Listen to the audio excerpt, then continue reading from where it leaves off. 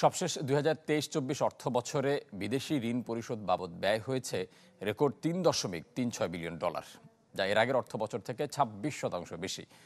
অর্থনৈতিক সম্পর্ক বিভাগ ERD প্রকাশিত প্রতিবেদনে এই তথ্য উঠে এসেছে। পুরো অর্থের মধ্যে কেবল সুদ বাবদ ব্যয় হয়েছে $১.35 বিলিয়ন, যা বছর ব্যবধানে বেড়েছে ৪৪%। মূলত ঋণের ব্যয় অত্যাধিক বেড়ে যাওয়ায় সুদের পেছনে বাড়তি খরচ হয়েছে। এছাড়া মূলধন বাবদ ব্যয় হয় $২ বিলিয়ন কিছু বেশি। প্রতিবেদন অনুযায়ী এই সময়ে প্রত্যাশিত হারে বাড়েনি ঋণ ছাড়ের পরিমাণ। উল্লেখ্য, ২০২২-২৩ অর্থ বছরে ঋণ পরিশোধের পেছনে সরকার খরচ করেছিল $২.67 বিলিয়ন, যেখানে সুদের পরিমাণ ছিল $1 বিলিয়নের নিচে। চলমান অস্থিরতার কারণে হওয়া অর্থনৈতিক ক্ষতি পুষিয়ে নিতে সরকারের সহায়তা চান ব্যবসায়ীরা। প্রধানমন্ত্রী বেসরকারি শিল্প বিষয়ক উপদেষ্টা সহ ৩ মন্ত্রীর সাথে বৈঠকে তারা দাবি জানান সুদ হার কমিয়ে গ্যাস বিদ্যুতের সরবরাহ নিশ্চিতের। বৈঠক শেষে উপদেষ্টা জানান ব্যবসা পরিস্থিতির উন্নয়নে কাজ করছে সরকার।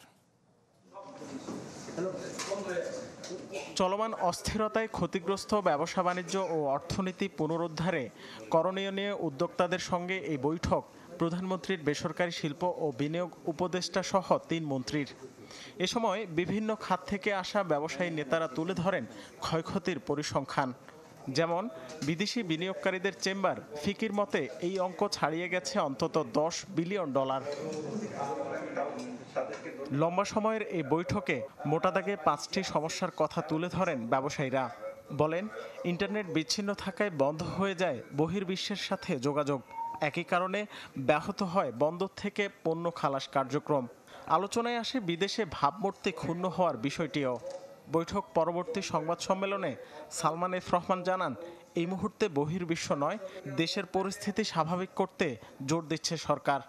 গুরুত্বপূর্ণ কাজ যেটা হইল, আমরা যাই করি না করি, প্রথম হলো আমাদেরকে নর্মালসিটা ফেরত আনতে হবে। যখন সবাই দেখবে কিনা এখন বাংলাদেশে সবকিছু নর্মাল হয়ে গেছে, সবকিছু, তখনই অটোমেটিকলি আপনি যেটা বলেছেন, আমার এই ড্যামেজটা অনেকটা রিকভার হয়ে যাবে।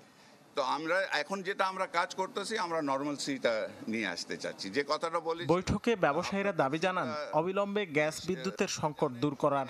এছাড়া চড়া সুদ ও বিভিন্ন শুল্ক মওকুফের উদ্যোগ নেয়ার আহ্বানও জানান তারা। জবাবে উপদেষ্টা আশ্বাস দেন প্রয়োজনীয় পদক্ষেপ নেয়ার। তাদের কথা হলো ভিএটি কমাও, ট্যারিফ কমাও, ডিউটি কমাও, কিন্তু আমাদের এনবিআর এর কথা হলো আমার তো রেভিনিউ বাড়াইতেই হবে। তো সেটা আছে, সেগুলি আমরা দেখব, ওটা আমাদের কেস টু কেস বেসিসে দেখতে হবে। আপনার উপদেষ্টা জানান ব্যবসায়ীদের কাছ থেকে লিখিতভাবে ক্ষয়ক্ষতির হিসাব চাচ্ছে সরকার। আজকে আমাদেরকে লিখিতভাবে দিবেন, আমরা এটা পরীক্ষা নিরীক্ষা করব। রাকিব হোসেন, চ্যানেল 24, ঢাকা। চলমান অস্থিরতায় চট্টগ্রাম বন্দরে কন্টেইনার ওঠানামা বন্ধ থাকায় কেবল বিজিএমই সদস্যদের ক্ষতি হয়েছে প্রায় ৮,৫০০ কোটি টাকা। সচিবালয়ে নৌ পরিবহন প্রতিমন্ত্রীর সাথে দেখা করে তথ্য জানান সংগঠনটির সভাপতি SM মান্নান কোচি। তিনি বলেন, বন্দরে থাকা ৩৭,০০০ কন্টেইনারের মধ্যে শুধু বিজিএমইরই ১৩,০০০-এর ওপরে। এ সময় প্রতিমন্ত্রী জানান, ইন্টারনেট না থাকায় সার্বিক কার্যক্রমে বিঘ্ন ঘটেছে, তবে ধীরে ধীরে তা স্বাভাবিক করার চেষ্টা চলছে। বলেন, গেল ৭ দিনের অবচয় খরচ ভর্তুকি হিসেবে বহন করবে সরকার।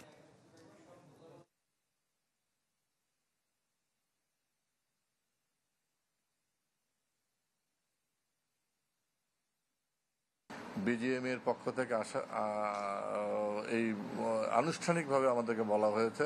আমরা তাদেরকে বলেছি তাদের যে তালিকা আছে সেই তালিকাটা আমাদের কাছে যদি দেওয়া হয়, তাহলে আমরা সর্বোচ্চ 7 দিনের একটা ড্যামারেজ মওকুফ করার নীতিগত সিদ্ধান্ত নিয়েছি। তো এখন বিজিএম এর পক্ষ থেকে যদি আমাদেরকে সেই তালিকাটা দেয়, সেই হিসাবে আমরা ব্যবস্থা গ্রহণ করি।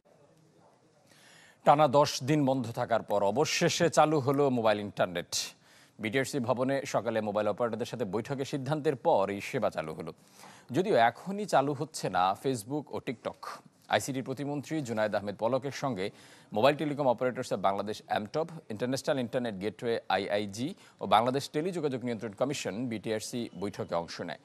কোটা সংস্কার আন্দোলন ঘিরে সংঘাত সহিংসতায় গত 17 জুলাই মোবাইল ফোনের ইন্টারনেট ও 18 জুলাই ব্রডব্যান্ড ইন্টারনেট বন্ধ হয়ে যায়। পরে 23 জুলাই পরীক্ষামূলকভাবে ব্রডব্যান্ড চালু হলেও বন্ধ থাকে মোবাইল ফোনের ইন্টারনেট।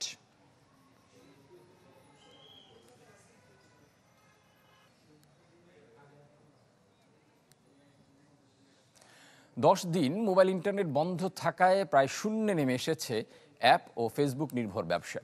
বিশেষ করে রাইড শেয়ারিং ও খাদ্যপণ্যে এই প্রভাব ছিল সবচেয়ে বেশি।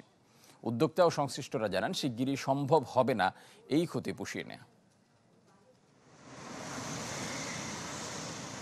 আবারও প্রাণ চাঞ্চল্য ফিরেছে রাজধানী ঢাকায়। টানা 11 দিন বিচ্ছিন্ন মোবাইল ইন্টারনেট, তাই অ্যাপের বদলে চুক্তিভিত্তিক ভাড়া ধরতে অপেক্ষায় বাড্ডার হুমায়ুন। 1.5 বছর ধরে রাইড শেয়ারিং সার্ভিস দিয়ে এলেও এবার বড় বিপাকে পড়েছেন তিনি। বৈশ্বিক প্রেক্ষাপটে ইন্টারনেট না থাকলে আসলে আমরা মনে হচ্ছে অনেক পিছিয়ে গেছি, তো ইন্টারনেটটা খুব জরুরি। একই অবস্থা মোহাম্মদপুরের সুরুজের। ঝামেলা হচ্ছে যে ভাড়া কম বেশি অনেক সমস্যা করতেছে, আর ইন্টারনেটটা থাকলে কি আমাদের আসলে কোনো সমস্যা হইতেছে না। গেল সপ্তাহে ব্রডব্যান্ড ইন্টারনেট চালু হলেও তা দিয়ে সম্ভব হয়নি প্রয়োজনীয় সব ধরনের সেবা পাওয়া। বিশেষ করে একরকম থমকে যাওয়ার মতন অবস্থা ride sharing, food delivery, digital মার্কেটিংয়ের মতো কার্যক্রম। সংশ্লিষ্টদের মতে নিত্যদিনের শহুরে সেবায় প্রায় পুরোটাই অ্যাপ নির্ভর হওয়ায় সংকট বেড়েছে সাধারণ মানুষেরও। আশা করি আমরা আস্তে আস্তে ফুল ফাংশনাল হতে পারবো, তখন আমাদের সার্ভিস আমরা চালু করতে পারবো, অর্ডারগুলো আমরা সঠিকভাবে তখন আরো এফিশিয়েন্ট ওয়েতে ডেলিভারি করতে পারবো। রাজধানীর বুকে দাঁড়িয়ে থাকা কংক্রিটের ব্লকের মাঝে টিকে থাকার লড়াইটা চালিয়ে যাচ্ছেন রেস্টুরেন্ট মালিকরা। ক্রেতা নেই, অনলাইন ডেলিভারিও নেই, সাথে চলছে না ডিজিটাল মার্কেটিংয়ের কার্যক্রম। নিজেদের আয় হারানোর পাশাপাশি সরকারও বঞ্চিত হচ্ছে রাজস্ব থেকে। এখনকার দিনে কিন্তু সবারই কিছু না কিছু ডিজিটাল প্রেজেন্স আছে। সো যখন আপনি এই চ্যানেলটাকে বন্ধ করে দেবেন তাহলে পুরো ইকোসিস্টেমটা কিন্তু আপনার হ্যাম্পার হচ্ছে। আমার সরকার একটু যদি একটু ইজি হয়, একটু স্বাভাবিক করে দেয় সবকিছু, তো ব্যবসা বাণিজ্য ভালো হবে, আস্তে আস্তে করে মানুষ আসা শুরু করবে। যা হারিয়েছে তা ফিরে পাবার নয়, তাই নতুন করে শুরুটা সঠিকভাবেই হোক এই প্রত্যাশা সবার। ইফতেখার আলম, চ্যানেল 24, ঢাকা।